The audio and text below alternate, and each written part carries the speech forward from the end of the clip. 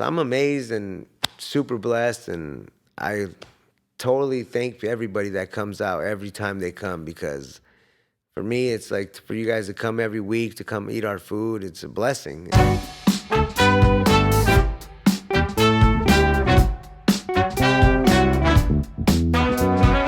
Hi, everyone. Welcome to The Empire, where we engage with everybody from pastors to actors, rappers to trappers, and everybody in between. Yes, my name is Antonio D. Miles. I'm your host for today. And guess what? We have another amazing, great guest for today. But before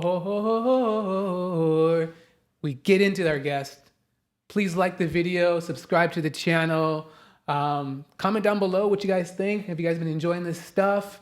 If you want to support this work that we're doing, you can do our Cash App, which is $TheeEmpirePodcast, or our PayPal, which is .me/TheeEmpirePodcast, I believe. Also, everything's in the description if you want to know about all of that.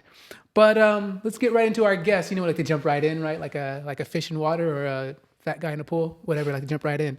So we're going to talk to our amazing guest who runs a business out here in the Dino, serving our people some of that food, filling them up with I don't want to ruin it too much, but his name is Victor Velasquez. Is that correct? Yes, sir. Yeah. And exactly right. We want to welcome him to the Empire. Welcome to the Empire, Victor. Thank you, sir. Thank you. Thanks for having me.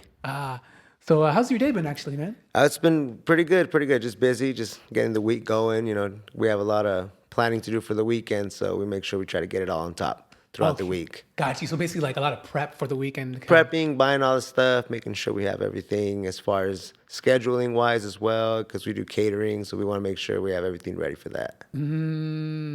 Is there a certain number for the catering that you do? Honestly, no, not really. We've done parties as small as 30 people.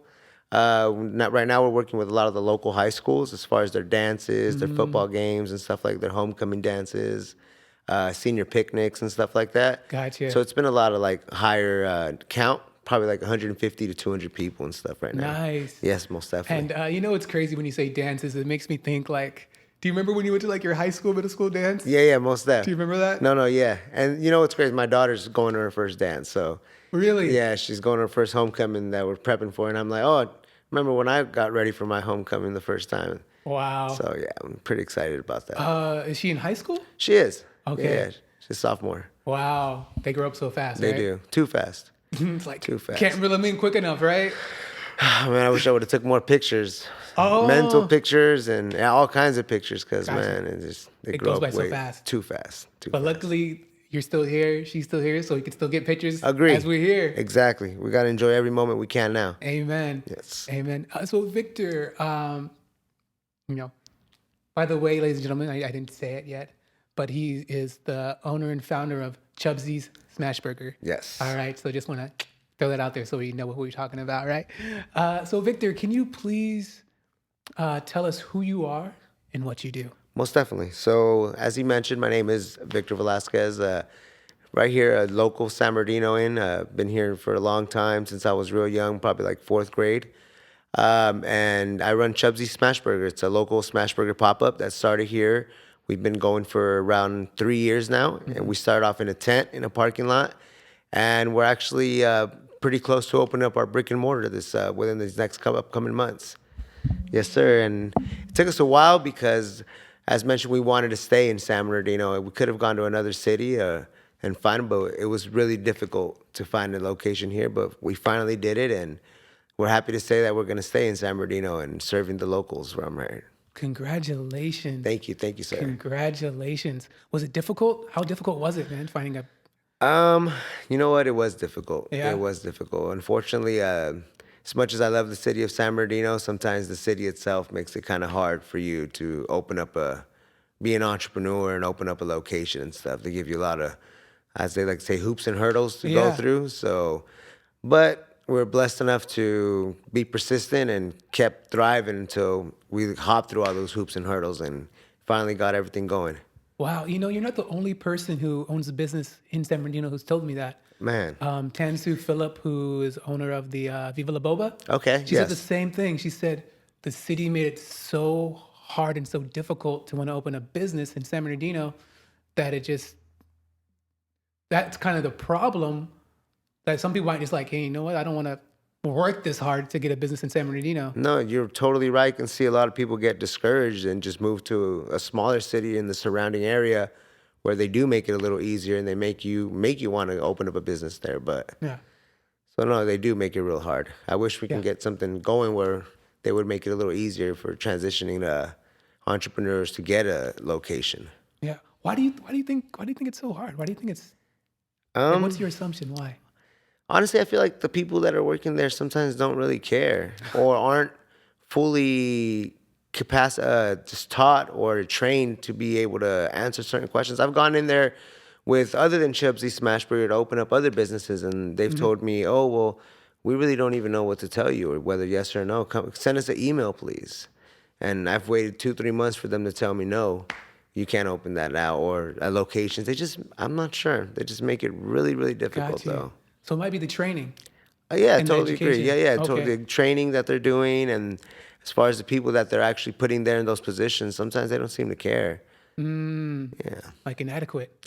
yeah. Like they were Gotcha. just like they don't even want to be there. And so that reflects in their work. Exactly, And most definitely. it like trickles down. Yeah, well, they're working as a public office Yeah. where they're supposed to be helping the community and whoever comes in to give them the information they need. Yes. And sometimes I feel like when you go in there asking questions, they don't want to help you. Or they'll tell you, just email us. Like, well, I'm right here. Right in front of you. Exactly. Can I get an answer now? But no, so they seem to just give you the runaround. Interesting. And I spoke with Carl Dameron, who was he does PR and networking for the IE, and I asked him, I was like, why do people do bad business? I was like, why do people do bad business? And he's like, they do it because they don't know that they're doing bad business. They don't realize it, and usually it's like you said, it's probably bad training. They haven't been properly assessed and trained properly on how to do business correctly. Agree. So it's like a management thing. Like management needs to check and stuff like I that. think the whole city we need to check everybody in there. So, but Everybody needs a little checking. everyone, we all need a little checking sometimes, but yeah, Some more than others. exactly. I Totally got you. agree. No, I yeah. got you. Well, city, we believe in you. We want we just want you to I guess check, what is it? Dot your I's, cross your T's. Oh, we're here for San Bernardino. We love San Bernardino, and I mean, like I said, it could have been easy to gone to another city, to maybe like Highland or something, and not too far. But we didn't want to leave because we love San Bernardino. That's We awesome. want to be here with our friends, and our community. We're like one big happy family. Once you Gotcha. get to know everybody, it's a big city, but it's actually a small community. Once you get to know everybody, knows each other. It's crazy. Facts. Yeah. When you say we are family, what comes to my mind? We are No, family. 100%. Yeah. No, we are. I got all my sisters And- and me. Yeah, I totally agree. No, for sure. We are family. I think everybody in San Bernardino's living has essentially one common problem that they can all relate to, Yeah, you know? roaches. No, yeah, that. Um, Well, hopefully not everyone with that part, but- right? And you know what they call roaches in the suburbs? No, what? Water bugs. Oh, yeah, exactly. No, yeah, that's what we call them, huh? Totally agree. Yeah, we all got water bugs then. Hey, water bugs. Yeah, they're all outside. Snaps. So Victor, can you give us a brief story of how you grew up, where you grew up to where you are today? Most definitely. So, honestly, I've been working my whole life. Being the oldest from a immigrant family, I guess you can say. They always give you that first generation pressure where you have to help the family. Well, I've always felt that way. I've always helped my father and stuff like that. And ¿Dónde eres? my family's from Mexico. Okay. Yeah. So my parents are from Mexico. I'm the oldest. I'm the oldest. I'm actually a DACA student. Okay. So that's actually how I founded Chubzies. But yeah, no, I've always worked, hard worker since I was young. I've been working with my pops since I was like in 5th, 6th grade. Whether it was painting, construction, helping them with something. I've always kept my hands dirty with him. All throughout high school, I worked. I went to San G High School, Devil Home Middle School. So right around the area, not too far from here. Graduated from San G, class of '06. So shout out to all my San G Mob. But yeah, class of '06. And after that, after high school, I was pretty lost. I didn't know what I wanted to do. So I just started working, kept working. Started running with my family a local party supply. It's called Alex's Jumpers. They've been in San Bernardino for the past 15 years as well. So serving here, the city of San Bernardino. And yeah, went to school. After that, I went to Valley. After I got DACA, I was able to get my DACA residency. I don't know if you've heard of DACA. So thank God for DACA. But yeah, after DACA, I was able to go back to school. I went back to Valley College, and I was able to get my AAs there and transfer to Cal Poly. And that's pretty much how Chubzies Smash Burger got started, really. Well, what did you do in Cal Poly? I studied industrial engineering. Really? Yeah, so I studied industrial engineering, and after I graduated Cal Poly, I tried it out. I was in the office, and it wasn't for me. Okay. Yeah, it wasn't really for me. It was the same thing, really. Like, no freedom. Okay, you felt like trapped or what? I did. Yeah, no, I did feel trapped. Like I said, I've been working with my father since I was young, and he's always ran a small business himself. So I just felt like that's what I had to do. It was have my own business. So really, and honestly, I started Chubzies because I was in college, and I didn't have time to get a normal job. And it was through the pandemic, and I said, what am I going to do? Like, I can't get a normal job because out of Cal Poly, my classes were just everywhere. I don't know, the scheduling was horrible. So I had classes in the morning one day, class afternoon the other day. Okay. So it made it really difficult to get a normal job. Gotcha, because it's nothing consistent. Exactly. Yeah. There was nowhere where I can be like, well, this is my schedule. Nobody wanted to work with the schedule. Yeah, they're like, what can we do? Exactly. And then, so we just had to resort to other measures, and that's what happened. We started Chubzies Smash Burger. And you said 3 years ago? 3 years ago, yeah, 3 years ago. Actually, our first pop-up was 2022. Okay. March. So we're going on 3 years now. We just hit 2 years. 2021, I want to say. Okay. Something like that. Yeah, around that time. But we're at 2 years, I think. We hit 2 years in March, I believe. So what year did you decide to quit the industrial engineering job? So after I graduated, so while I was going to school, I started it. You know, me and my buddy were sitting around one day, and we said, Want to give a shout out to your buddy's name? Yeah, Joe. My buddy Joseph Delphin. He's the one that helped me. He's been in the mix with me since the beginning. I was noticing that there's a lot of taco vendors out there. And they were all making, like, all packed. They all had lines at all times, and I was like, well, I kind of want to do something like that, but I didn't want to sell tacos. Got you. I love tacos, but Everyone's got a taco truck? Exactly. Yeah. There was 50 taco people, and they were all busy. So I said, you know what? I want to sell burgers. It's different. I was like, no one's really selling burgers out here. So it all took time, and that's what happened. Yeah, I started selling burgers. And then after I graduated college, I started industrial engineering, and I tried to do the burgers as a side gig. I noticed it's not for me, the engineering gig. I don't know. I was still waking up 5 a.m. to be there by 6, 7 a.m. I was still getting off late hours, 4 or 5 p.m. And it was pretty much the same thing, but just for a little higher pay. Okay. Yeah, so I was like, no, I'm good. I'd rather I figured if I did the burger thing a little more longer, I'd be about the same thing, and I'd be happier.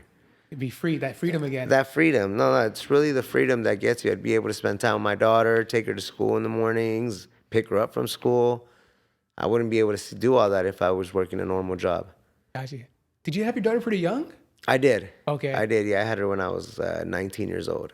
So you weren't even in college yet? I wasn't. No. I went back to college when I was 25 years old. Okay. 25. With the DACA? With the DACA, once I got DACA. I think Obama put the DACA in, right? I want to say, yeah. Obama was the one that instilled the DACA and was able to get that transition for me.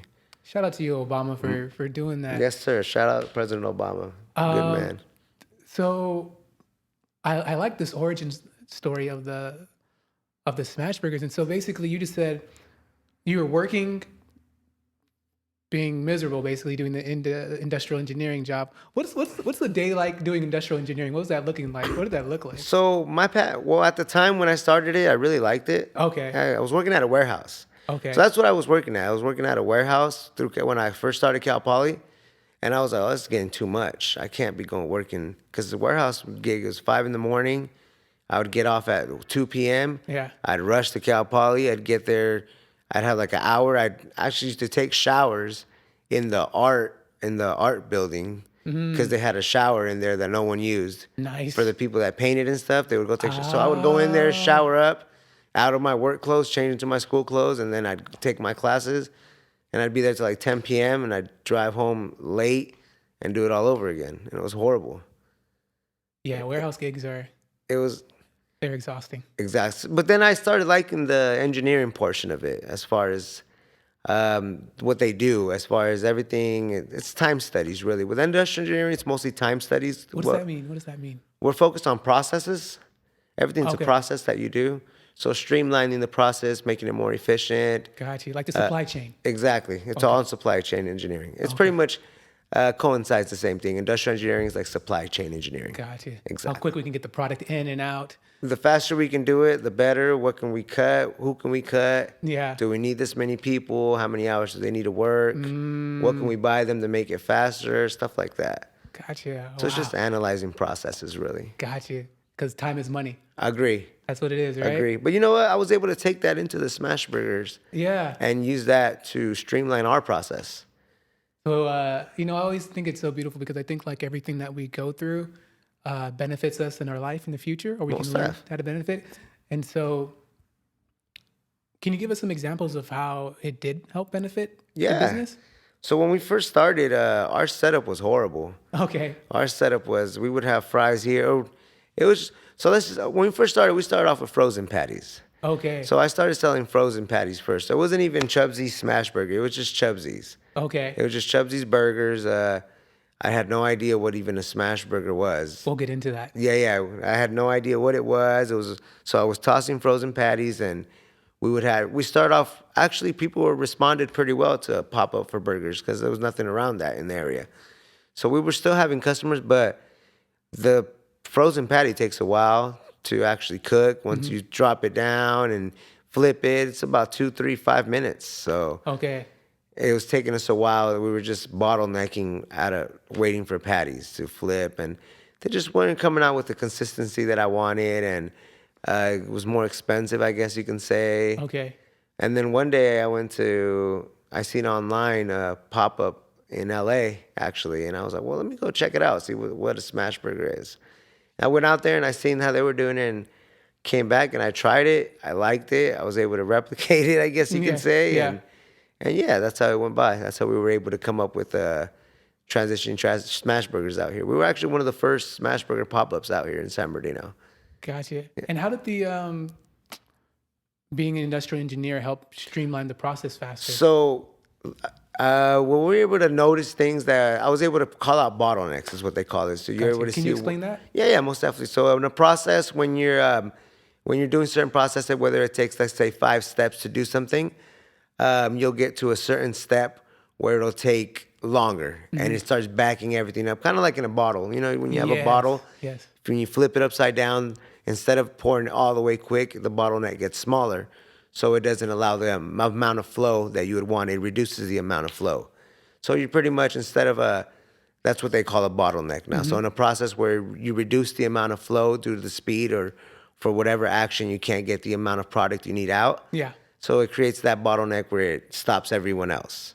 So if you can figure out how to make that bottleneck more efficient or streamline it a little more, then you're able to do that. So I was able to catch certain things that we were doing that were unnecessary, things that we didn't need to do, that we were adding on to the burgers, that it wasn't really adding value for the customer. Gotcha. It was just things that we're doing, extra things for no reason. Gotcha. Can you give an example of one of the things? Basically, honestly, it was more the setup.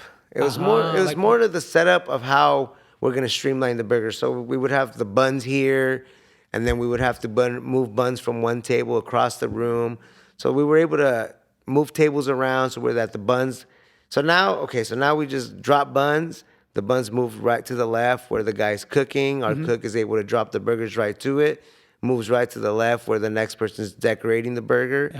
And then we're able to just push the burger out like that. So we're able to do a lot more burgers now at a faster rate. A better streamline. A lot more streamlined process. Yes, Nice. sir. Yeah, we're able to feed families now because Yeah. before we would have them waiting 15, 20 minutes. Now we're able to push that down to like a 5, 10 minute wait Boom. sometimes. And then back to time is money. Exactly. Time is money. So we got to make sure that we are using all time accordingly, Got you. especially in the business. And nobody wants no cold food. Nobody wants cold food. No, nobody likes waiting for food. Yeah, Nobody right? wait 10, 20 minutes for food. I mean, if the food is good, of course, people don't mind waiting. We've had to do it, but no one likes waiting for food. Got you. Unless it's like a sitting dining experience, was a little different. Exactly, They'll expect exactly. it. But with the pop-up, it's kind of hot, especially out here. It's been getting hot. Oh. So nobody want to stand in the sun that long. And just certain things we've done to make it more friendly for the customers. Got you. And efficient. Exactly. Yeah. No. Gotcha. Yeah. Added things. You always got to spend money to make things better. 100%. And it's worth it. It's an investment. It is. It is an investment. investment. Yes. You Like, can't be. Go ahead. Can't be scared to invest. Put money into your business. Tell them again, Victor. No, that's something I've learned, that you can't be scared to invest in your business. If you love it and you put money into it, it'll grow. I heard a thing someone told me one time. It was like, if you put as many hours as you do into your own business as you do to a 9 to 5, then there's no way that business is going to fail. You're putting 8 hours into a job over here. What's 5 hours into your business that's going to help you grow and something you're passionate about? Yeah. So yeah, that's always something I've always taken into consideration. Yeah. It's so true. It's so true. Victor, I wanted to get into, how'd you come up with the name Chubzies? So we had so growing up, it was always a group, a friend of us, me and my friend Joe, and we had a friend named Chris, and that's what we used to call him. We used to call him Chubzie. Chubzie, we used to have a song, Chubzie Wubzie had a friend or something like that. But yeah, that's what we'd call him, Chubzie. And then once he moved and we were thinking of a name, like, what are we going to call it? And we just came up with Chubzie. We're like, oh, Chubzies. Uh-huh. And then we just played along with the Chubzie Wubzie, and then that's our signature thing to all our burgers, the Wubzie single, the Wubzie double, and stuff like that. So basically, the homie got honored. Yeah, the homie got honored. Yeah. So the Got homie you. did. One of our friends got honored, and we were able to put him on the shirt and stuff. Shout out to Chubzie. Wow, he's like, Yeah, oh man. Shout out Chris. Thank you, bro. Wow. I was able to link with you because of Joe, and you have, cooks and people that work with you, right? Yes, sir. So, how difficult was it finding a team and to have these people be with you and to support you? How difficult was it? You know what? I guess that's one of the major problems that we have. Sometimes I think all business owners, I think it's a known fact, right? Good help is hard to find. That's why they say that, because good help is hard to find. But luckily, I've been blessed to have my friend Joe that have been helping us since the beginning. So me and him he's tackled as much tasks as we can. And we've always been able to hire within like friends that we have. So friends that need some side money, and then essentially just been sticking around with us. And we've been able to just help our friends as much as we can and try to keep money in their pockets. And anybody really that needs help, really, like anybody that comes up and asks, hey, do you have a job that you can help? And we try to help them as much as we can, anybody, because I've been there when you don't have work and stuff and you really could use a hand. And Yeah. so we try to help anybody that needs work. Anybody that needs work and they come by and they be like, hey, do you need a hand? I always try to figure something out, There's always something to do in the kitchen, I guess you can say. I got you. Hey, fill these condiments up. Yeah, fill these condiments up, prep this. I'll teach you how to do clean, sweep outside and stuff. So anything we can do. Gotcha. And shout out to Joe, man. I know he's been the day one, basically. Yeah, day one. Yeah. He's been there since the beginning. He's been able to help me with everything as far as setups, setting up different contacts with people as yourself. We wouldn't be here without Joe. 100%. Yes, sir. We recognize you, Joe. We recognize you, most man. def. Yes, sir. The deli. The deli? Yeah. His last name is Delphin, so we Okay. call him Joe Deli. Hey, okay. I was I was gonna be like, they call him the deli because he'd be slinging meat out here. You know what? That's exactly what he used to say, though. Yeah. No, you did get that. Is exactly what he used to say. But yeah, no. Really? It's exactly what he said, because I'm slinging meat. There it is. We're all pretty young when we came up with that. So. Hey, we gotta smile, have a good time out here. No, totally agree. Victor, what's been like the crowd's favorite, and what's your favorite on the menu? honestly, the crowd, they really love they like everything, to be honest. I'm amazed and super blessed, and I totally thank everybody that comes out every time they come, because for me, it's like for you guys to come every week to come eat our food, it's a blessing. And people, like, I thank them from the bottom of my heart. We thank everybody, all our customers that have come out, anybody that's even follows us, or we thank you so much, because without you guys, it wouldn't be here. But going back to your question, they really love like the doubles and our fries. Everything with our most popular item is probably our Wubzie double. Okay. Yeah, so our Wubzie double, just because our patties are a little thinner, because we do smash them, and we try to get them crispy and stuff like that, so they do come out a little thinner than usual, but we always recommend a Wubzie double and our Wubzie fries, which are really popular. And our Wubzie fries are pretty much like our version of animal style fries. Yeah. They're going to be cheese, grilled onion, and sauce on top with our Wubzie sauce, our signature Wubzie sauce that we came up with. Got you. Yes, sir. Did you invent the sauce? We did. Yeah, we did. I mean, I guess you can say it's a normal sauce that a lot of common places use, but we do add our own zing to it. Okay. Yeah, but we do make it fresh. It's made fresh daily, so we have someone mixing a sauce up all day, if you can say. Yeah. Got you. Yes, sir. Making that sauce. No, yeah. So how do you like determine, like, you know what, this sauce is, it's almost there, but it just needs a little something? Like how was the you know what I'm saying? Like how was the I guess the taste testing? You know what? At first we didn't have a sauce. At first we were just doing ketchup and mustard, but my younger brother, he's like, bro, you need a sauce. He told me, we need a sauce. And I was like, you need a sauce? I was like, he ate the burger. He's like, yeah, you need some type of sauce that makes you stand out. Okay. That makes it different from other burgers. Because everyone got ketchup and mustard. But if you have your own sauce, and he was right. And once we developed that sauce, and we just kept adding little things where we were like, oh, okay, that's we like it right there. We were able to catch that definite ingredient down, and that's what it's been. We haven't changed it from there. Got you. Did it take a while to get the right It place? did actually. It did actually. Yeah, it did. At first we started with just a couple ingredients, and then we would watch a video where someone would be making a sauce online, and they would add a certain ingredient. We're like, oh, let's try that, and just adding stuff. And then one day we were just like, oh, this is nice. We like this texture, how it feels in your mouth and all that, and bomb. And people like it. People responded really well to the sauce. Nice. Yeah, a lot of people that don't like sauce actually come and be like, can I try it before? And I'm like, yeah, go ahead and try it. Give them a French fry in a little cup to dip it in, and they actually respond really well to the sauce. They enjoy it. Shout out Joe, because he makes all the sauce too. Again. Hey. Yes, sir. He's our sauce guy as well. Got you. Slinging meat and sauce. You know, do people ever come up to you and be like, hey, I want my burger rare or super well done? Yes. Okay. Yes. Do you guys oblige by those terms?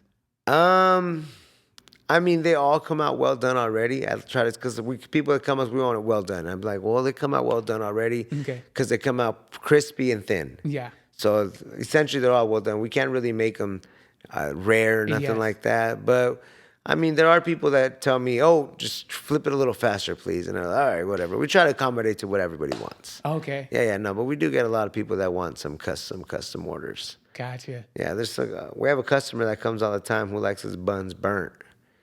Okay, like charred? Like hockey pucks, he calls them. Wow. That's how he describes them. Make them into hockey pucks, please. And so they come out like hockey pucks. Wow. And we try to, if that's what he wants, we'll make them just the way he likes them. And he'll eat them? And he'll eat them. He comes, and he's a regular twice a week sometimes. Okay. Yes, sir, every week.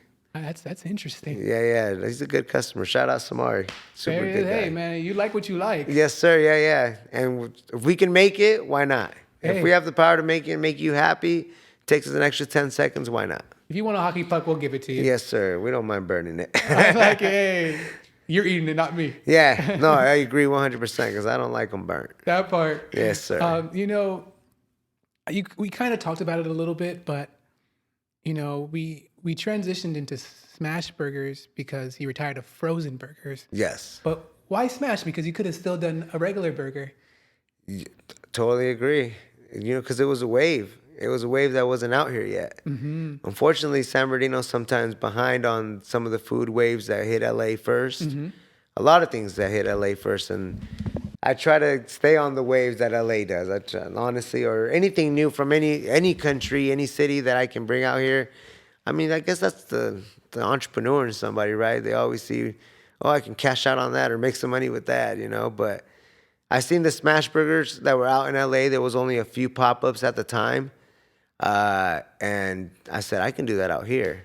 No one's doing it out here. I said no one's doing smash burgers out here.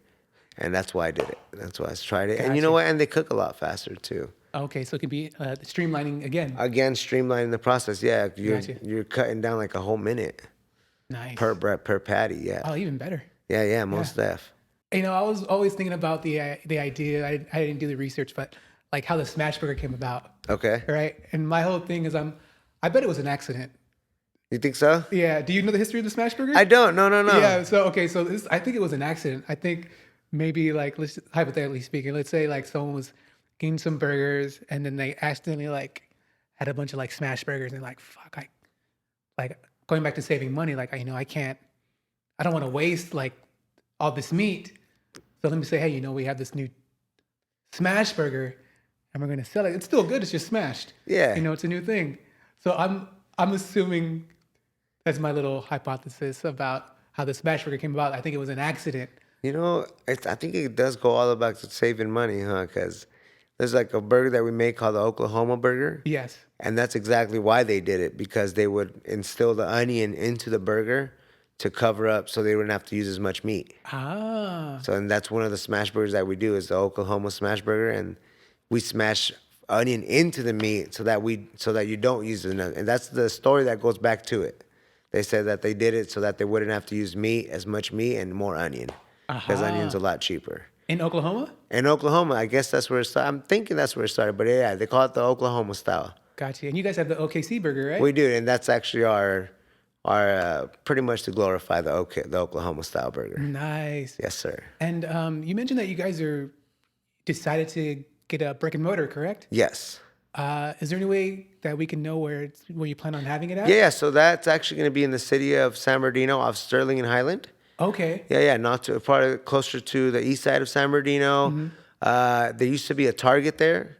Right now it's called a Crazy Boss.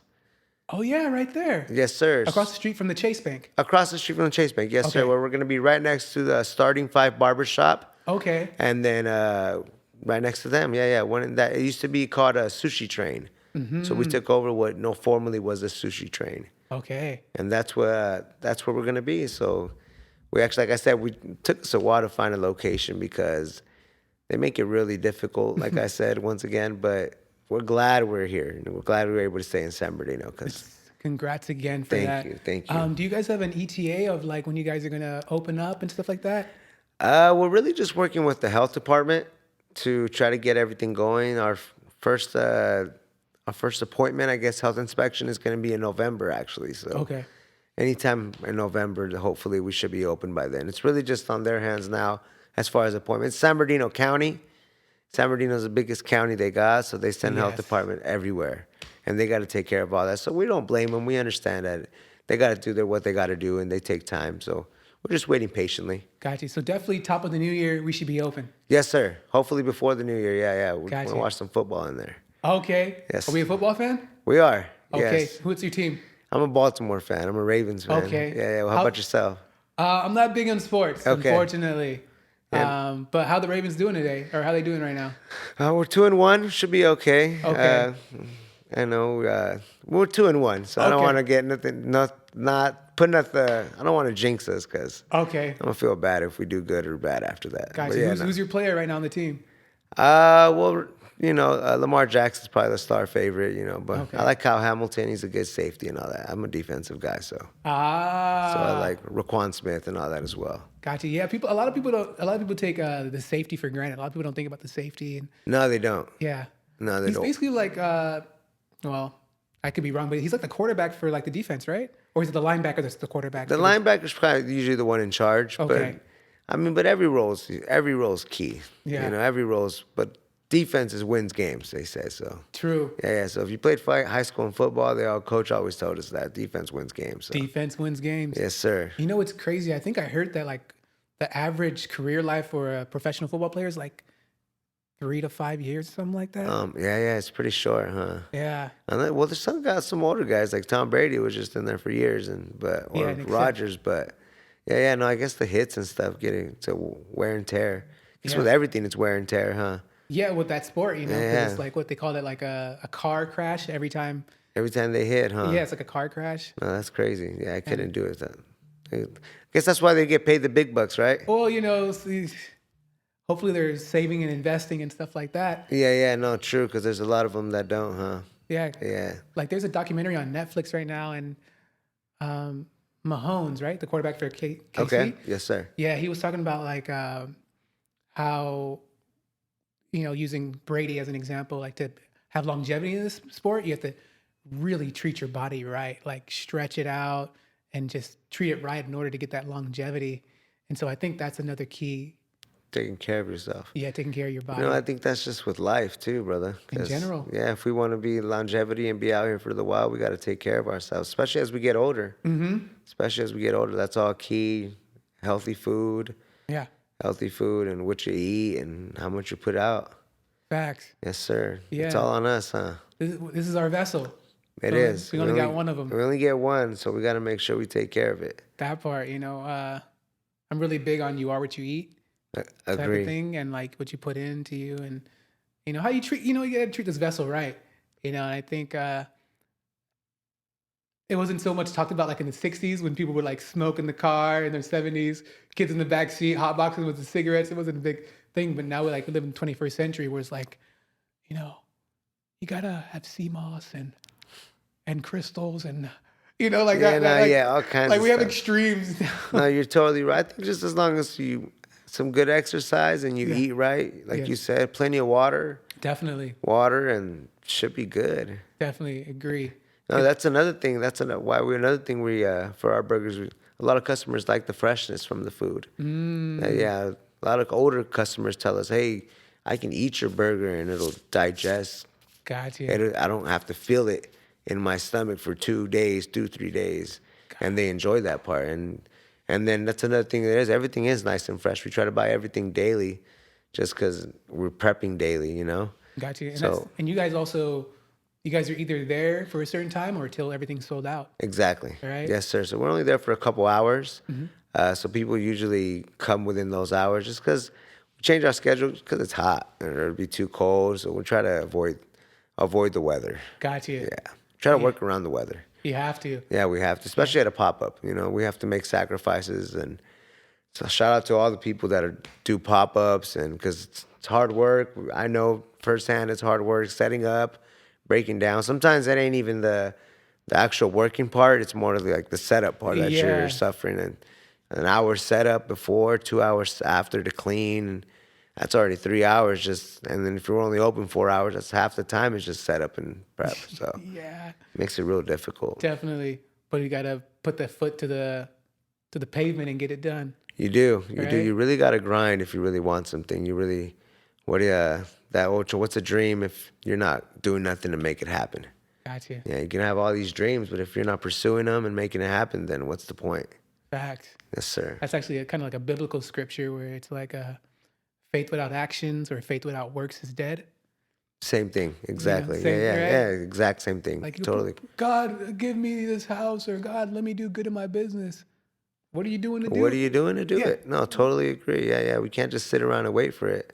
We have to chase it. That part. Yeah, Gotta- because... No, go ahead. No, I was gonna say you gotta be hungry. You got to be hungry. You got to, Rawr. You got to wake up every day wanting more.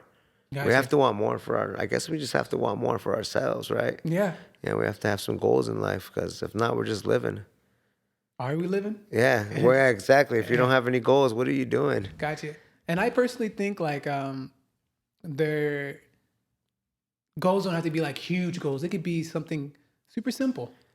Like every little thing I think matters and counts as long as you're taking each day towards something. No, I totally agree. Sometimes larger goals can deflate somebody.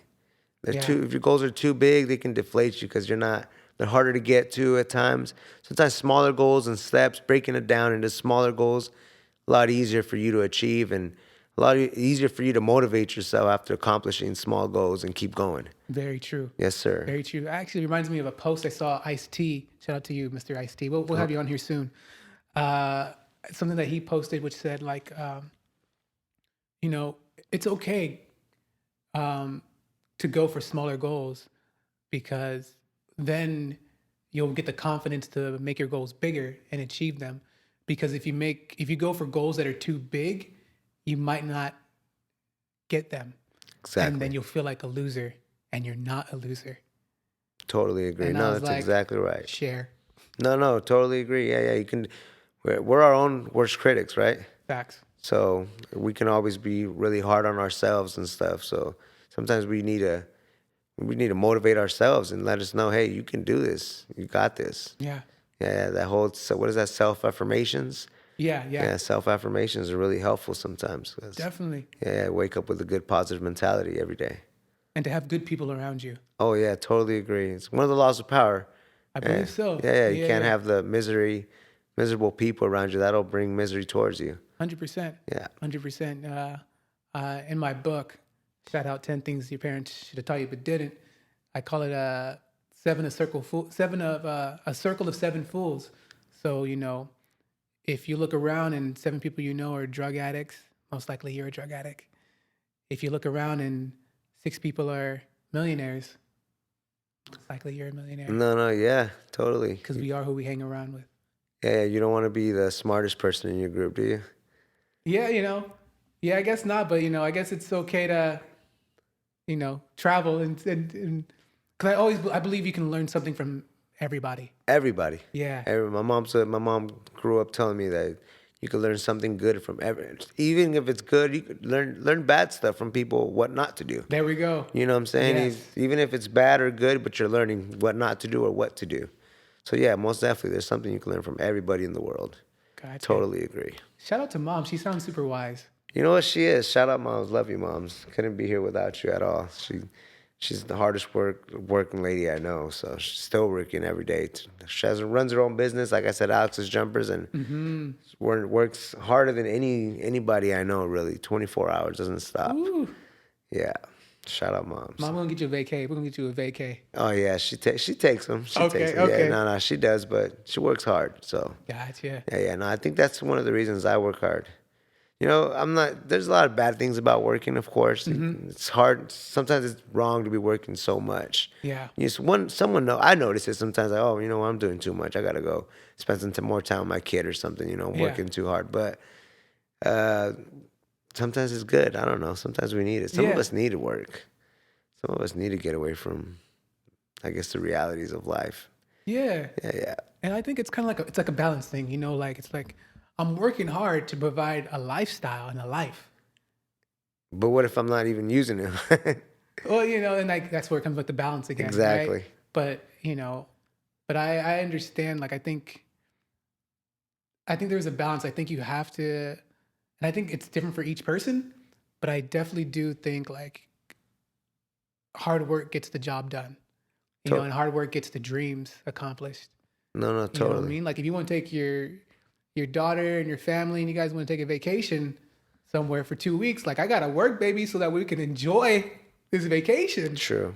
You know what I mean? And still have money left over after. It's that balance, like you said, though. Yeah. It's that balance. We do got to balance it out, though. Yeah. It can't just be all work and no play. But you're totally right. Yeah. And you know, and I've heard 2 things, and I think as I get older, I start to, because I like to, and I think probably I'm assuming yourself as well. I like to see people who are like multimillionaires and stuff like that, hear them talk, see like their mindset and their work habits and stuff like that. And, you know, they work a lot. They work a lot. And you have to work to get that lifestyle. And what happens is like, you know, you might miss a couple of graduations. You might miss a couple of dance recitals and football games, you know, but it's because dad's out here creating sacrifices. Yeah, dad's out here creating this lifestyle, so you can't afford the equipment to play football, or you can be able to get that dress, you know, or we can do that, but And it might be a little hard for like the kids to realize that, and the dad might miss some things out. But it's like in the long run, like hopefully the kids will see, and you can. It's also the conversation the parents need to have with the kids for understanding, and also the other spouse to also indicate to the kids, hey, your dad's out here working for us. No, true. That has a lot to do with it as well. Yeah, like he's out here working for us. He's not just the deadbeat dad that doesn't care about it. He's out there because he cares about us. True. Right. And so, I realize as they get older, like it's okay. Like no one lives a perfect life, and no situation is perfect. And so you're gonna win some and you're gonna lose some. True. You know what I mean? But hopefully there's understanding, and when it's like involved with kids, it takes the best circumstances when there's two involved to help tell the kid, hey, this is what's going on. You're totally right. I totally agree. Because if not, the kids can be thinking something else, and the mind just wanders. We don't even think. Yeah. No, no. I totally agree. Both parents need to be on the same page and be able to tell this child, hey, this is what's going on. 100%. Well, we make sacrifices for our kids. That's why we do it, right? 100% is why a lot of the parents are out. I'm sure nobody really wants to work. Nobody. I'd rather, if I can kick back all day and just chill, that'd be nice too. That part. But unfortunately, we got kids, and we have to make sure that they have everything they need. And like you said, we want to keep them happy. And even if they don't notice it now, I'm sure they'll notice it in the future. Yeah. Yeah, when they get older and they have to work. Gotcha. And and tell them a little bit here and there what's going on. It might not click, but I think it's crucial. Communication, I think, is crucial on all levels, and hopefully the co-parent or the other parent or the spouse is on the same page and not saying negativity. You know what I mean? Like, hey, your pops doesn't care about you. Yeah. Like that'll bring detriment. But I wanted to get back to us being on the health tip, right? Yes, sir. Yeah. We're talking about being healthy. What decided you to add a veggie burger, vegetarian burger to your guys' menu? You know what? We had requests for it. We had Okay. requests for it, and we wanted to make sure we accommodated to everybody. We know that the vegan lifestyle is big. A lot of people prefer it, and I mean, sometimes I don't want to eat meat. There's weeks sometimes when I don't eat meat, and I'll be like, I don't feel like it. I just eat salads or fruits or other vegetables and stuff that'll keep me. And that's why we did it, because we just wanted to make sure we made everybody happy. We wanted to make sure we had a little bit of something for everyone to come eat. And I seen it somewhere else as well where they were making it. So I was like, I could do that too. Yeah. So, Smart. Yes, sir. Yeah. It's good to be, because like you said, the vegetarian vegan scene is definitely blowing up, and being able to cater that also helps the market, helps finances in the pocket. Most definitely. You know what I mean? So how'd you guys come up with your veggie burger?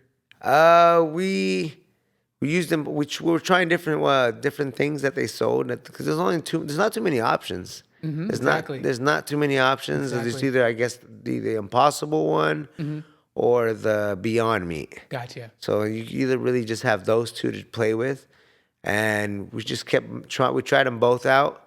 We tried the same thing. We rolled it up to a little ball and smashed it, and saw that it cooked. Then we just kept with one. Gotcha. Yeah, and then people really responded well. We had a customer that came and we're like, we loved it. After she loved it, well, we're like, cool. We'll just keep it on the menu. Bang. Yeah, we just added it, kept a side grill that we just used just for that. Wow. And then that's it. A little small one, because we don't get too much requests for it, so we don't need too much space for it. But I like how you keep it separate when the cooking grills. No. We did. It was one of the requests from one of the customers. They asked us, "Do you cook it on a separate grill?" And we, fortunately, I'm not vegan, so I really didn't know too many. I've never even worked in a kitchen before in my whole life. Really? Yeah. So that was the first time I ever even worked in any type. Because this is all new to me. Gotcha. So this is all learning experience. I'm learning as I go how to open up a restaurant, proper procedures. It's the first time when I started this, first time I ever in my life, I got my food handler's card, took the manager's course. And there's a lot of things I learned that I was like, oh, can't be doing that, can't be doing this. So I was all changing, learning courses and stuff like that. So this is all new. What's one of the things that surprised you that you learned? Honestly, cleanliness, I guess not cleanliness. I guess you can say cooking from at home is a whole lot different than cooking in a I guess you could, what is it? In a commercial kitchen. Yeah, okay. It's a whole lot different. It's a whole lot different procedure. You can't mix knives. You can't mix certain spoons.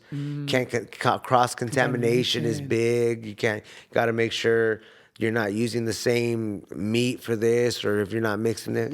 Just cross contamination was like my main thing. Like, whoa, everything's cross contamination. Every little thing you do can be cross contamination. So. Okay.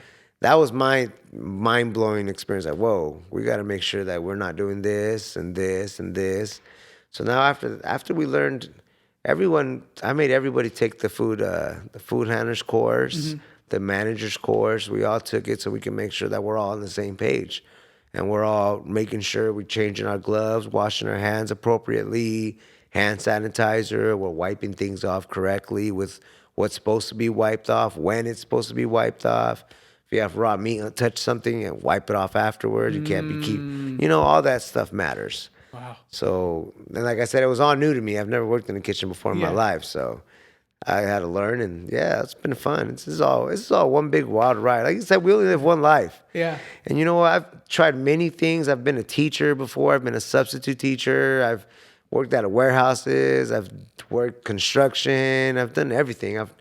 And I really just want to do as many things as I can before I go, bro. Hey. I really want. I've seen a job the other day to run a big ass drill at a construction site, and I was like, I don't mind doing that. I want to go learn how to do that too. And I'm like, wait a minute, I can't. But I just feel like I want to do everything in life. I want to try it all. Yeah. We live for one life, like you said. Why not? Live this life to the fullest. Try to do everything you can do. Don't limit. It's like Nike says, just do it. Don't think about it. Just do it. Do it. Yeah, just get out there and do it. Same everything. We got this. I love it. Yes, sir. I love it. So if I wanted like an OKC veggie burger, is that a possibility? Yeah, most definitely. Yeah. We've done those before. Got you. So basically anything that's already on the menu, you can make it anything. Exactly. Cool. Exactly. We'll just remove the bacon and some of the stuff that they don't want. Okay. Some of the people don't. I mean, really depends on how vegan you are, I guess you can say. I'm not your level of veganism. Got you. But some people don't eat cheese. True. So we do butter our buns, so people don't want their buns buttered up, stuff like that. So yeah, do however you want. We try to accommodate. Got If you don't want certain things, we won't put it on there. So I guess like maybe the next step would get like a vegan cheese. We've tried it, but it doesn't melt. It doesn't melt the right way? Nah. It's really hard for it to melt. Want me to tell you a trick how to do it? With the water and then the steam, or yeah. I tried it. It's not working? I tried it. It doesn't. I guess I don't know. It's too much for me, so I was just like. We just didn't get it. With the use the thing over the cover and added a little water around the sides, and it works. No, it works, but it just takes like the streamline, the process it slows part. It down. Slows the process down. I mean, especially when I have like 12 other burgers I got to make, and then the vegan one I have to stop everything to make the vegan burger on a separate grill. Because everything has to get by itself. It has its own spatula. It has its own little grill, and everything has to be separate for it. Gotcha. So maybe if the demand got bigger for the veggie burger, then it would be considered maybe adding a cheese to it. You know what? I did have a cheese at one point, but it was just I didn't get enough orders for it, so the cheese would go bad. So, stuff like that. So it's just inventory management on it, stuff like that, and streamline processing that just kind of canceled it out. So I was like, and then you know what? And honestly, we don't get that many people that are be like, oh, I don't want regular American cheese. Okay. It'll be like about maybe 2 out of 10 people that'll be like, oh no, we're just no cheese.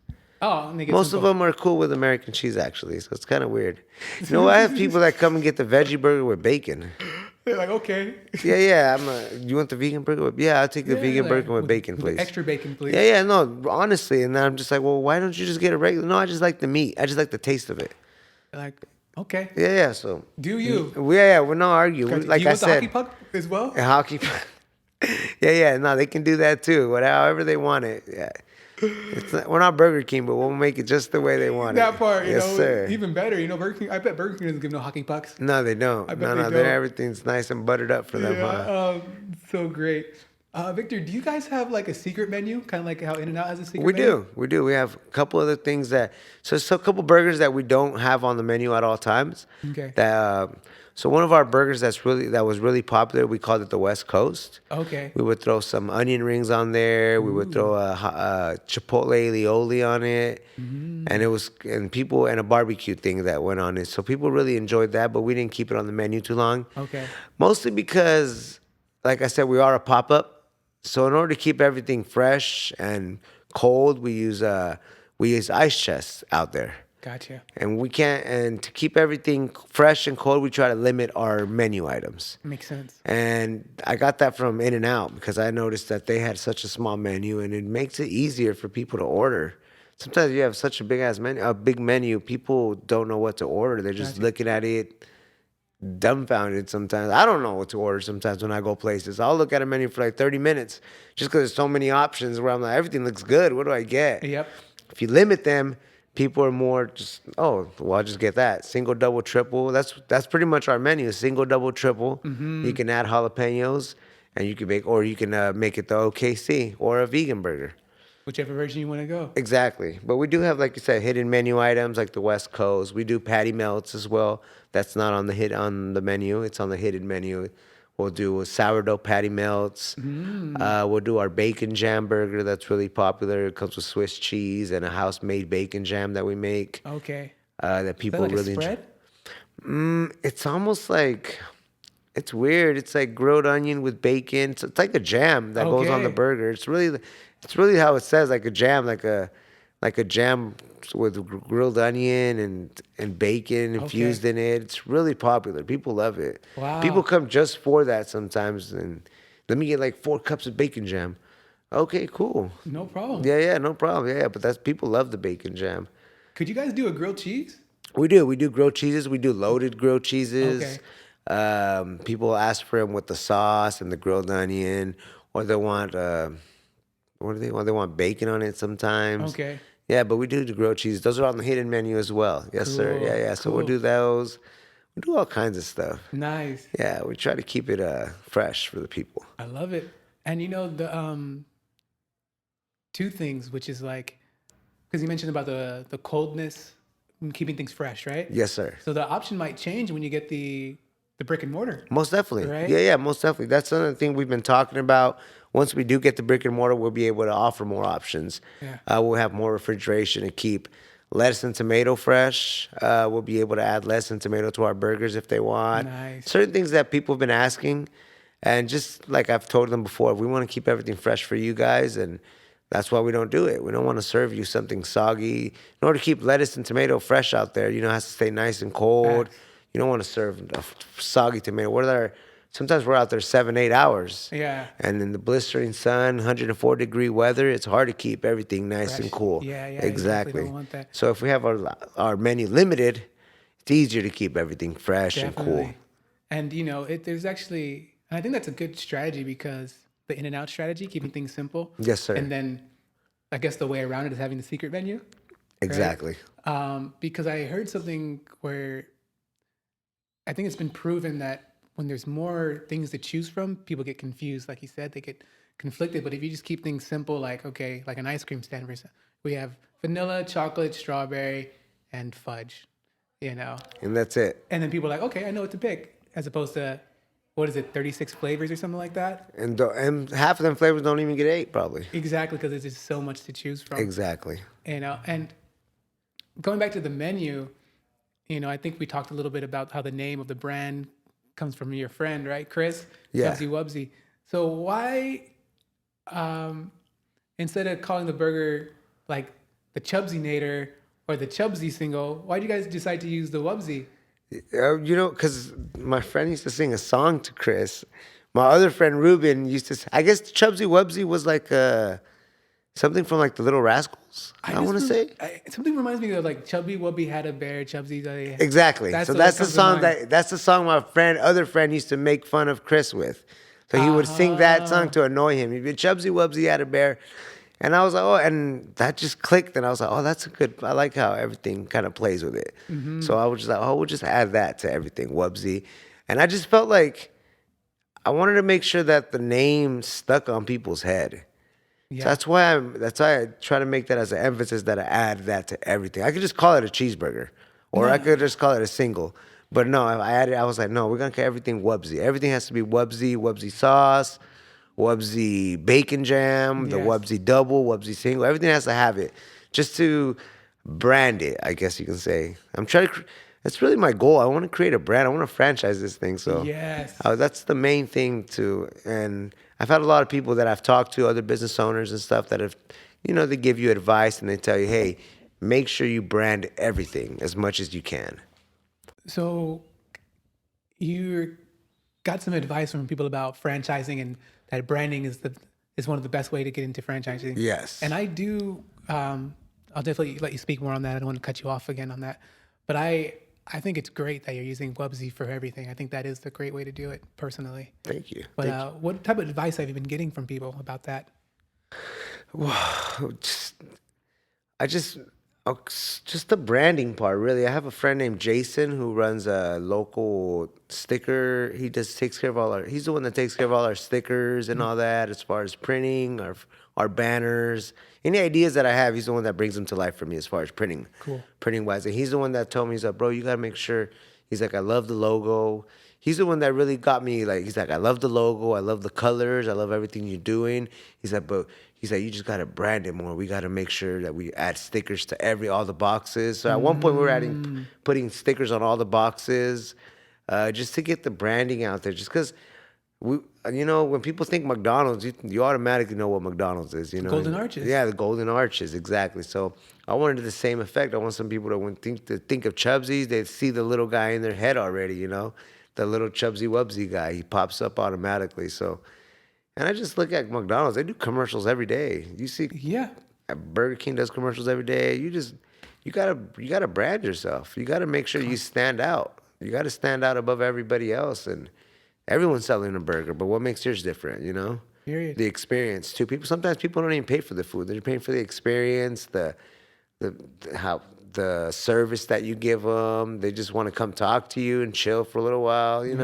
Sometimes it's like going to a bar. Sometimes at one point, really, we get customers that become friends now. It's like that old saying that I've read. It's faster for a customer to become a friend than a friend to become a customer. Ooh, say it one more time, Victor, please. Nice and loud so they can hear you. It's crazy, but a customer will become a friend faster than a friend will become a customer, And it's sad, and it's not sad, but it's facts. Yeah.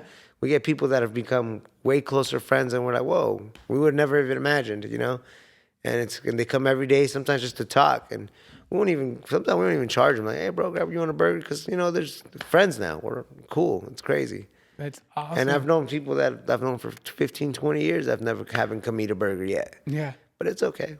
It is what it is. It is what it is. Yes, sir. And, I remember hearing something in business, which is like, and you gotta accept it. Like, don't expect your friends to support your work. Totally agree. Or even family. No, or Right? family. Yeah. Yeah. Don't the assumption is like, hey, I'm doing this thing, and since they're my friends, since they're my family, they're gonna support it because it's like a logical assumption. You think, but it's like the truth is, no, don't expect it. Right. I agree. And it's unfortunate, but it's the reality, and they may have their own reasons why they don't. And I also realized that two things. Sometimes people expect you to fail. And on another note, they'll show up when you start hitting a different level, a different status. And sometimes it ain't even just to support. They just want to see what's going on, how you're doing it. What? Just to be nosy. That's why they went to go see. Yeah. They ain't even there to support. You're like, what's this fool doing? What is he? How's he doing? Let me go see what the hell's going on. Yeah. No, you're right. It's funny, but you can't be like that. Everyone can't. What do they say? You can't stoop down to their level. Yeah. Yeah, you got to be happy. Like, even like for the Empire, like I'm certain there's people who I learned through IG that there's people who are watching me, but they don't say anything. They're just they're watching from a distance. They don't like anything. They don't comment, but they're looking. yeah. What are they doing? And I find out because everyone like randomly I'll hear something from them and I'm like, oh shit, you're what? Okay, interesting. Okay, I didn't know you were watching, but you said something and did something that indicated that you are. And I learned from other people that some people hate watch. Not everyone that follows you likes you. No, which is interesting. It's weird but interesting. No, yeah, a lot of hate watch. I didn't even know that they called it, but yeah, it's exactly what it is. Though they're just looking, they're waiting for you to fail. Yeah, they want you to fail. But sometimes that motivates me. Yeah. That's how I got through college, because someone told me I couldn't do it. Okay, let me show you. Yeah, exactly what he said. You want to be what? Bro, that's hard. And I was like, I could do that. If you did it, I could do it too. Oh. And that's why I was like, bro, I'll go be an engineer if I want. And that's why I went through engineering. I was love like, it. That's the only reason I did it, man. Because I was like, nah, if you really think I can't do it, I could do this if I want to. Period. And I did it, and that was it. And that's why I'm on to something else now. The rest is history. Yeah, the rest is history, brother. We just want to help this Chubzies grow. We want to make it a San Bernardino known staple. Mm-hmm. We want everybody from San Bernardino to know about it, and we just want to grow and hit the surrounding cities or stay here. I don't know, it matters as long as we grow. I love it. Maybe it'll be like the next McDonald's. Yeah. Do you know what I mean when I say that? We've had a lot of people tell us that. And they're like, oh, you started on East Street too. It's crazy. And I'm like, yeah. And you know what? I've never imagined we would be here. I never thought, hey, I'd be having a brick and mortar soon, your own brick and mortar. I just did it to get by through college, and this wasn't the plan. Mm-hmm. It really wasn't the plan, but it's turned into something where I'm a passion, where I'm like, oh, it's fun. I love talking to people. I love meeting new customers. I love being able to make them happy when they bite the burger and they're like, hey, I loved it. It makes me happy. Like, oh, I'm glad you liked it. Like, from the bottom of my heart, thank you. Like, I really do. I love making people happy.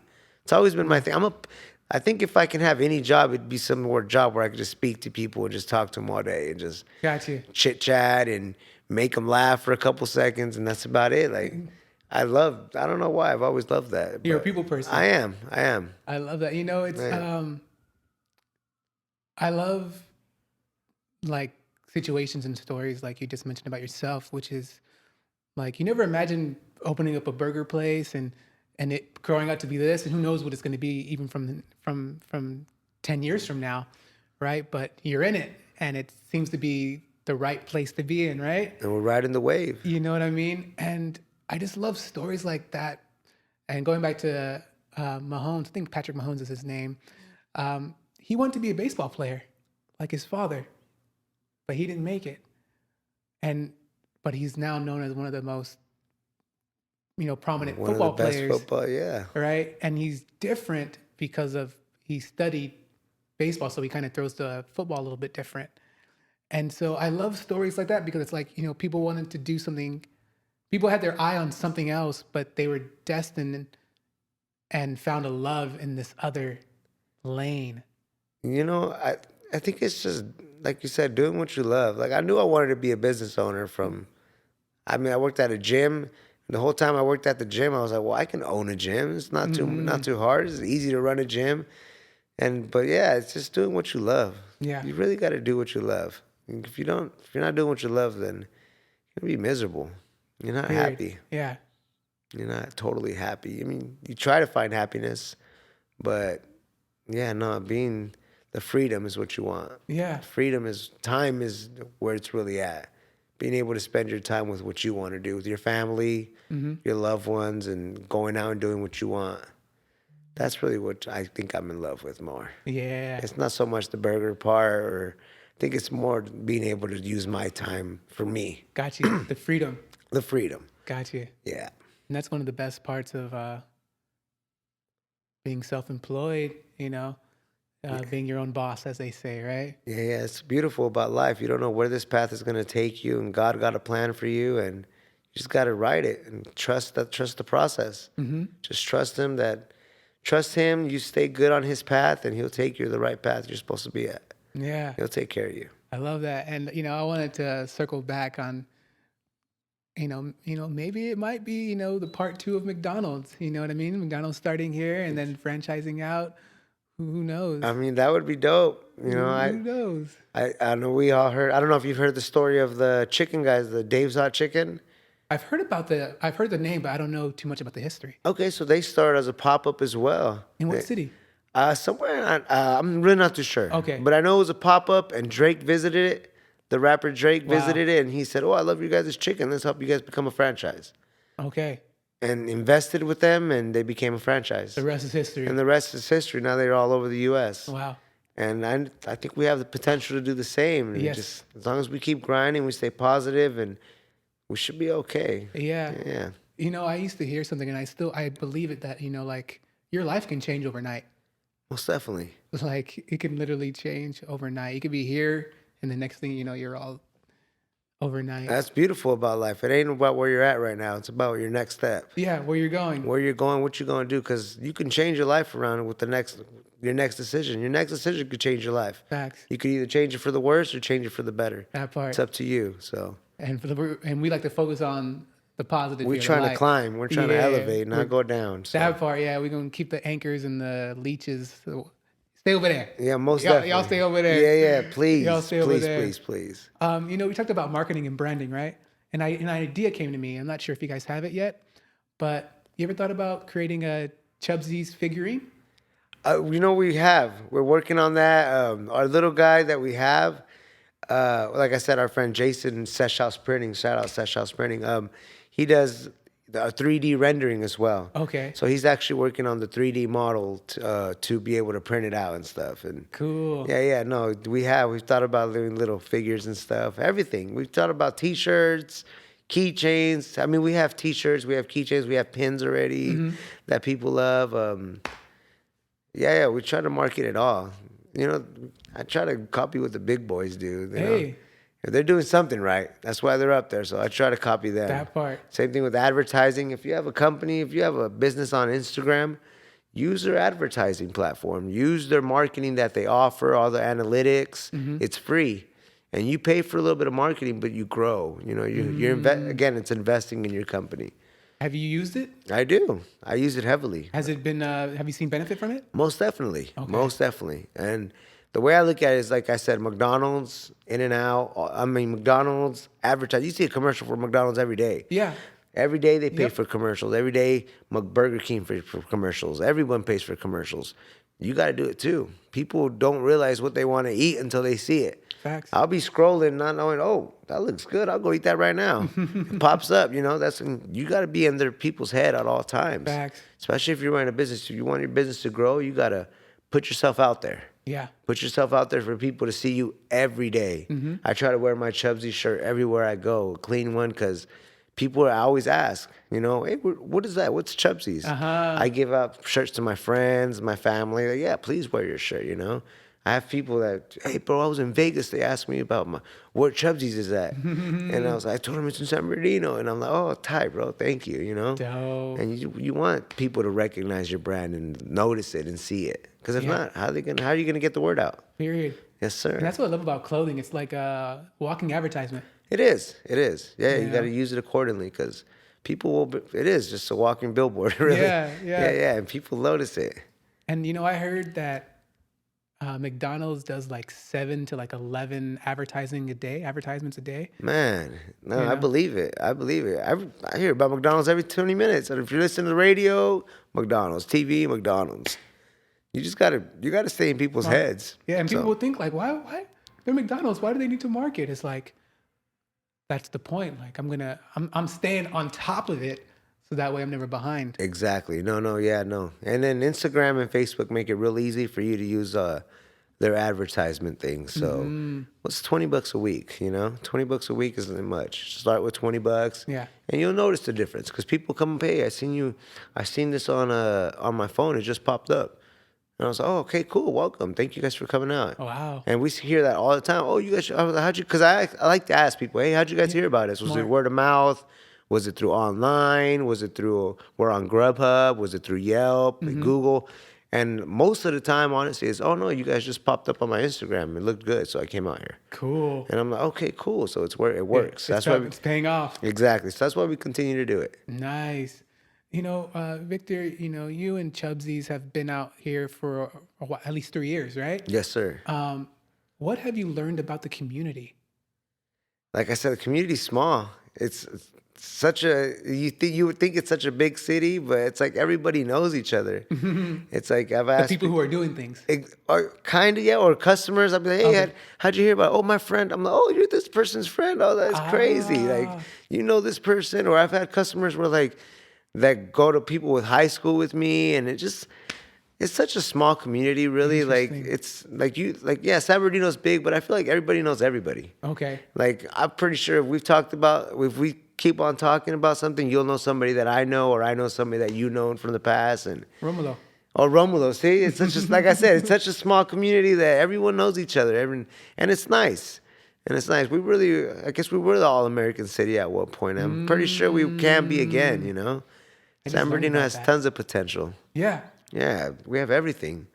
Everything. People come here from all over the world to go ski up in our mountains, They come to our mountains every week, and they come to our festivals that we have, Escape. We have big old places for them to have big festivals, and they come from all over the world, but we just don't advertise it enough.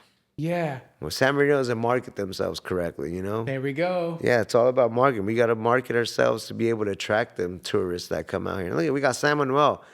You see San Manuel or Yamava, that's what it's called now. We see Yamava advertising at the Dodgers Stadium. You watch the Dodgers game, you see Yamava on there. Wow. Yamava San Bernardino, we're all over the place. They got money in Vegas now, right? They got hotels. The Palms is owned by Yamava now. Like, wow.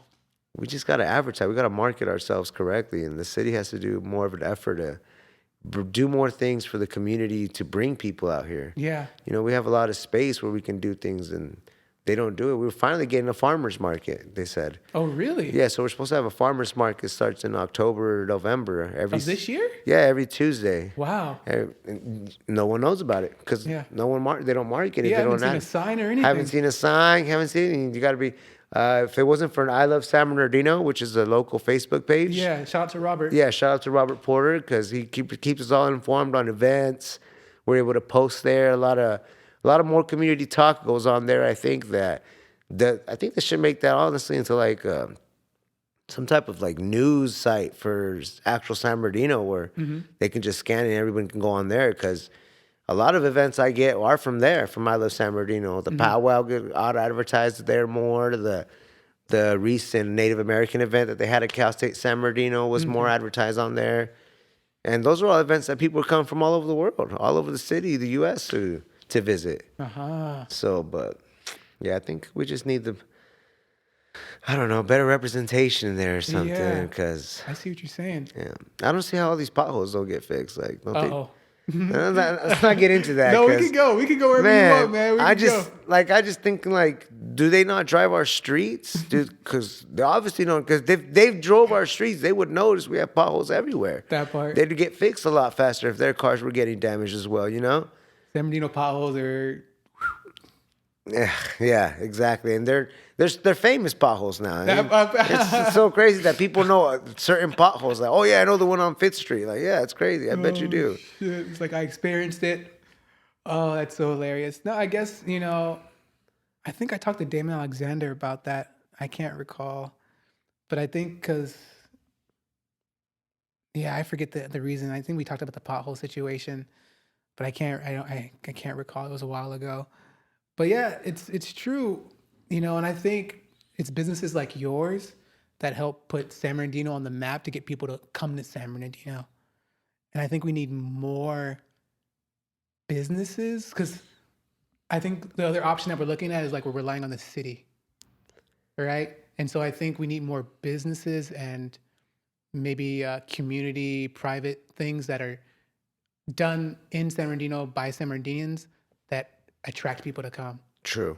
All right. True. Because otherwise, we're like, hey, and I shout out to Liddy at the Parks and Rec because I know they're doing things at the Park and Rec to have more events here. And yeah, shout out because I know they brought the Route 66 back that they're having. Yeah. Yeah, no, those are all the events that we need here. Yeah, so I think we need more businesses like yourselves and private things that'll attract people to come, right?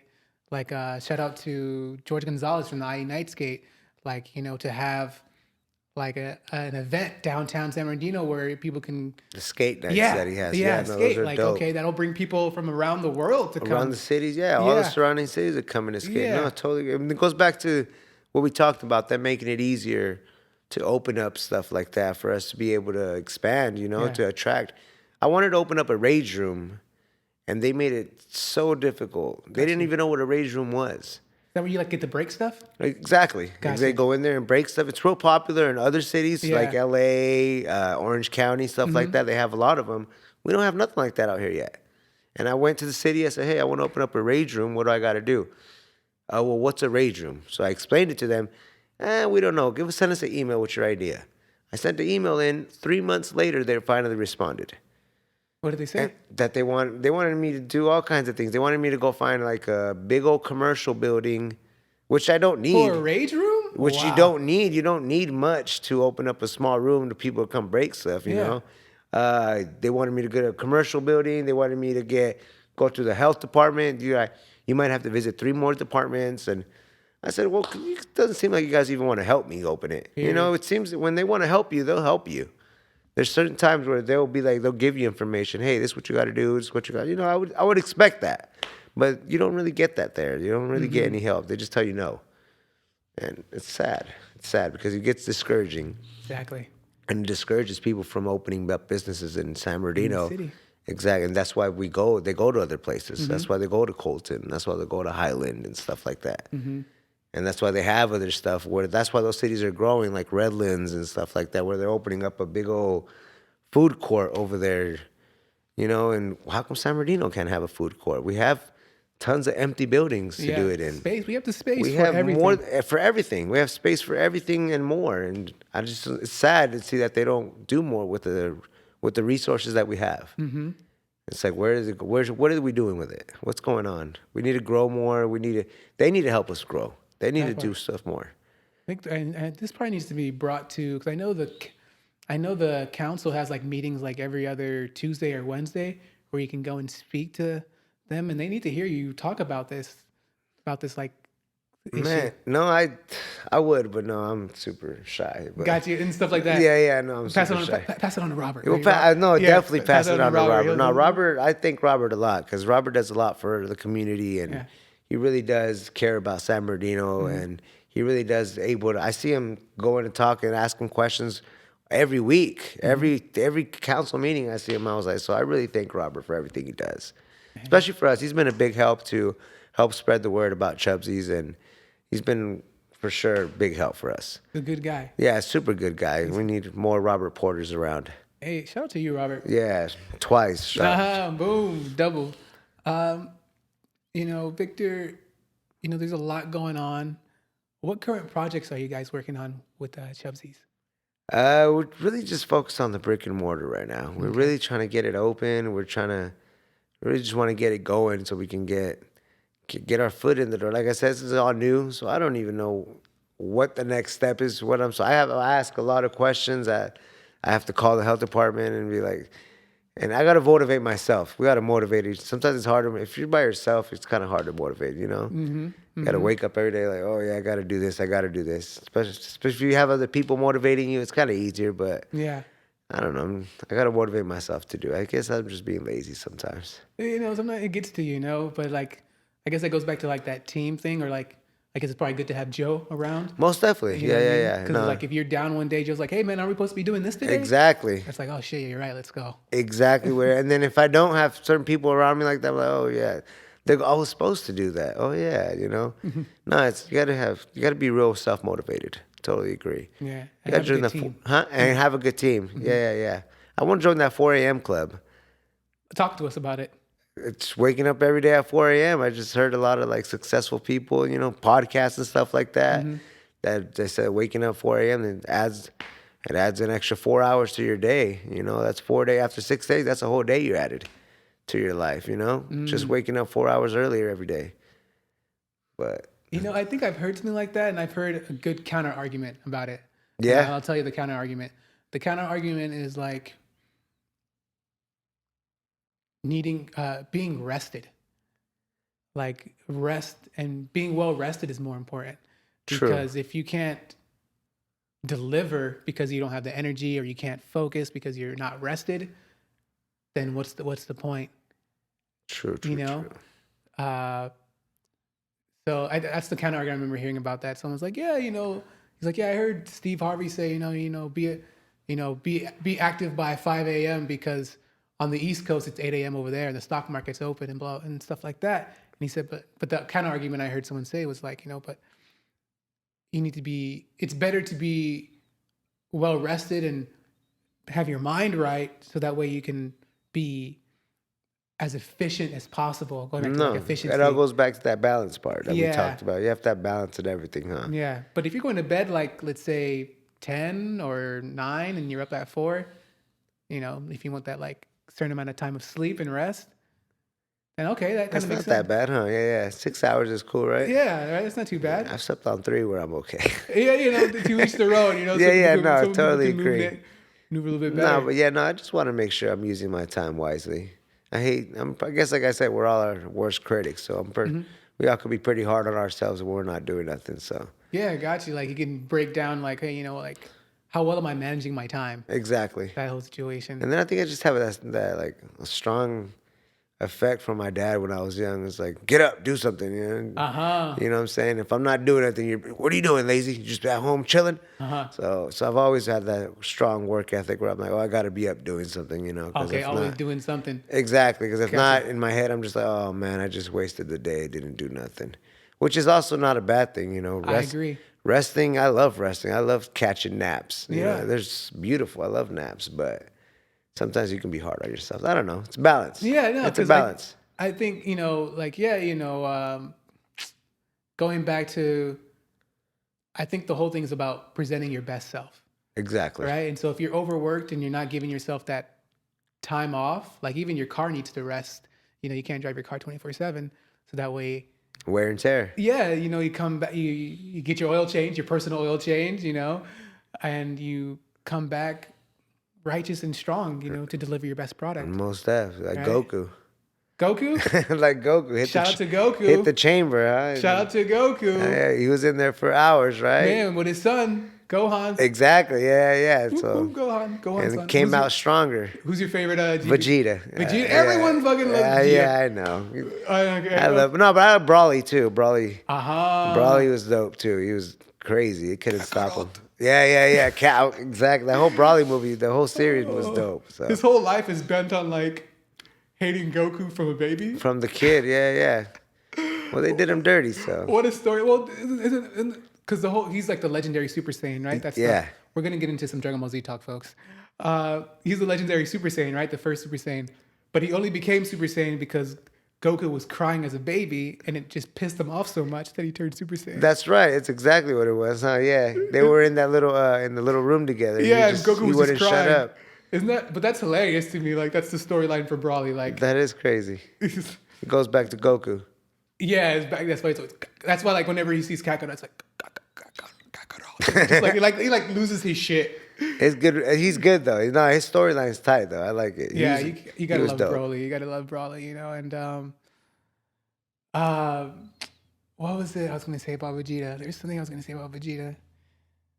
It's like Vegeta's whole, again, it's always surrounded by Kakarot, aka Goku, right? Yeah. Vegeta's whole life is basically centered around like, if Goku keeps getting stronger, like I can't let him leave me behind in the dust. Like I have to always keep up with how Goku's getting strong. You know what I mean? Yeah. He's in competition. Yeah, it's like, what, you hit Super Saiyan 3? Okay, I could do that too. Yeah, like there's no way you're leaving me, Goku.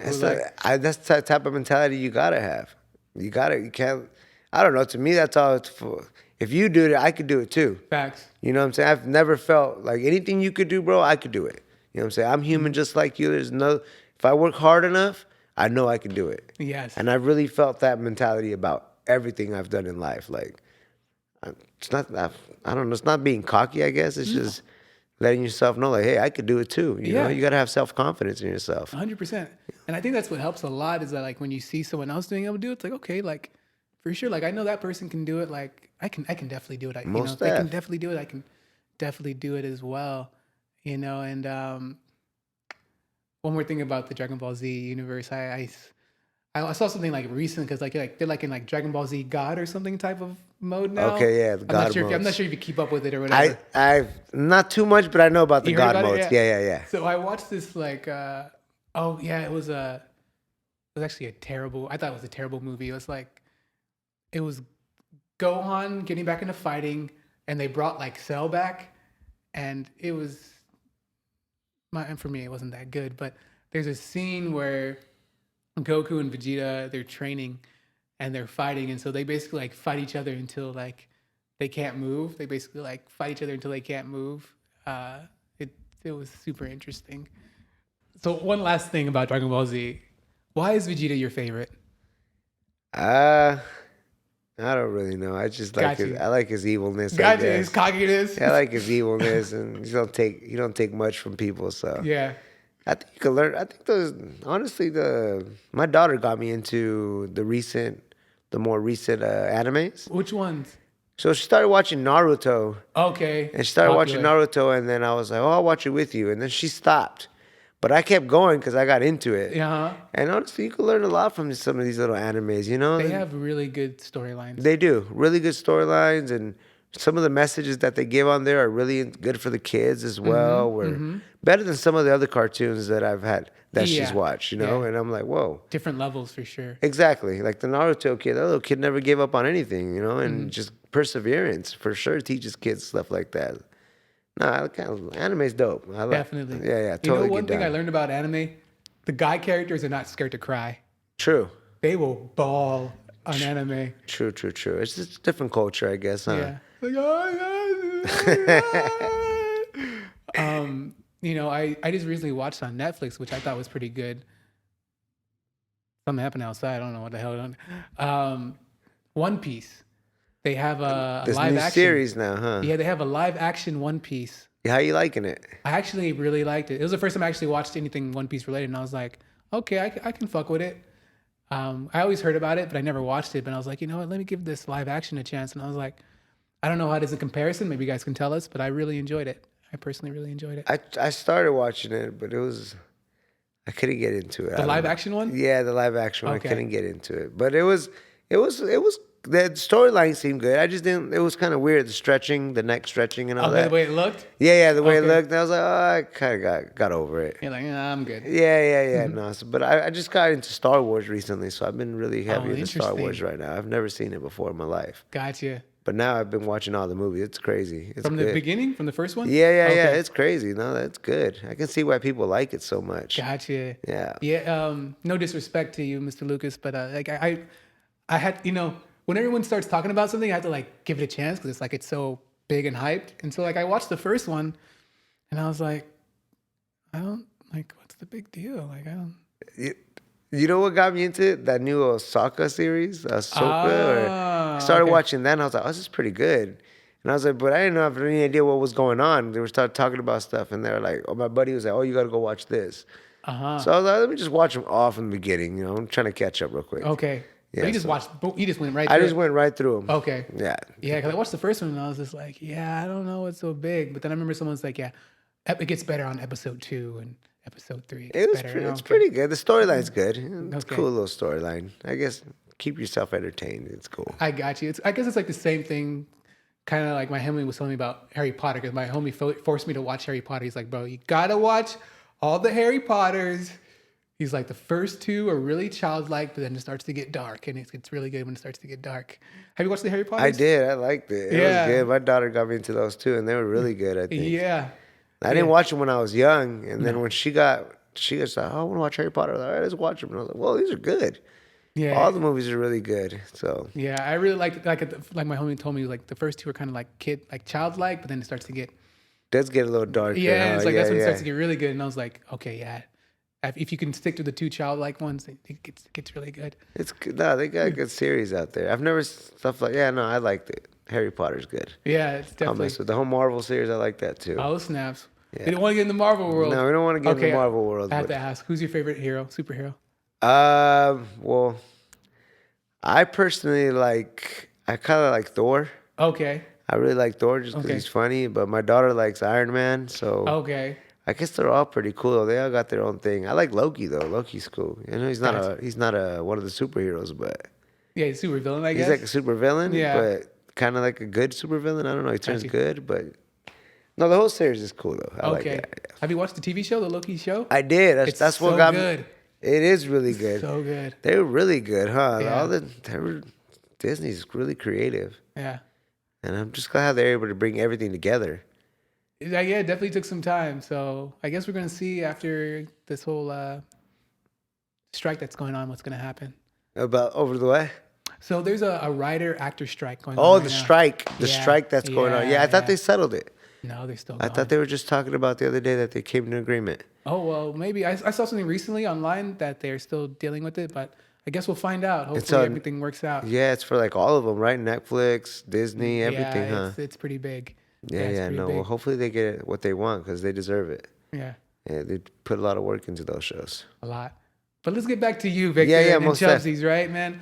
I want to thank you for being on The Empire. No, I want to thank you for having me, brother. Man, I appreciate it's been a pleasure. It's been a pleasure. And I want to ask you, so let's say 100 years pass by, 250 years pass by. What would you like your empire to look like regarding family, food, business, lifestyle? What would you like your empire to have looked like? That's a tough question. I guess, I mean, like we said, we're doing this for our kids, so I just want my daughter to be set. I don't want her to struggle or anything. I just want my family and everybody to be set. I've struggled my whole life since I was little. I grew up like not the richest. We didn't really have money growing up. You know, I was the oldest, so I've always worked with my dad. I don't want that for my kid. I want her to be able to have, I guess, not a better life, you can say, because I've had a good life. Haven't had the worst life, you know. Can't complain. But I just want my family to be set.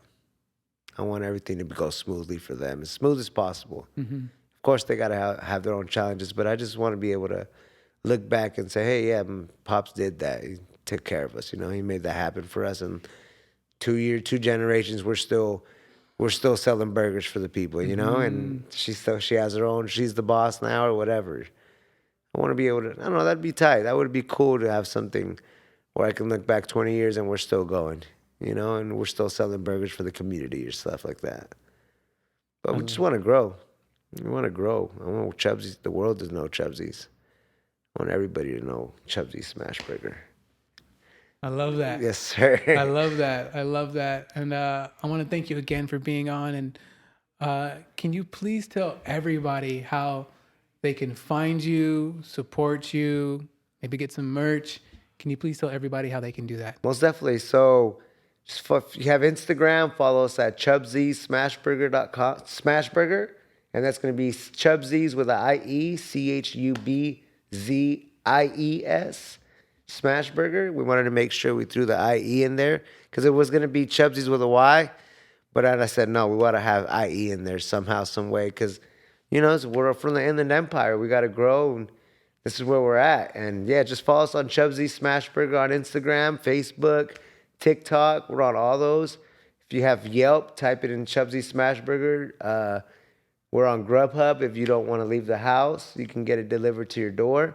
And we're soon going to be having our brick and mortar on the east side of San Bernardino off Sterling and Highland near the casino. So come visit us there. Come visit us at our pop-up till then. And we look forward to making you a burger in any way you like it. Boom. And there it is, folks. And I'll have everything in the link in the description so you guys can click on it and follow and support this guy. And I think we had a great show, great episode today where we learned a lot about Victor and, you know, how he named the company after his homie Chris, Chubby Wubzie. You know, branding is important. The Wubzie Baconator, the Wubzie, you know, OKC Burger. We learned about how he was in industrial engineering and he was like, I don't want to do this anymore. And decided to do the Smash Burger. How he's been working all of his life, you know, an IE man. We learned so much today and it's been such a great time. And I want to thank him and I want to thank all of you guys who've been listening and watching. My name is Antonio Lee Miles. Please like the video, subscribe, comment down below what you guys heard. If you want to support, you guys can do CashApp, which is the $TheeEmpirePodcast. TheeEmpirePodcast, or the PayPal, which is in the link in the description. And other than that, I believe that's it. And we'll catch you guys in the next episode. Okay? Peace. I say it's my duty. Yeah. Is it my will? Yeah. To do what? Yeah. To do is right. I say. Dope. I'll tell you. You were super cool, man. I really enjoy speaking with you, brother.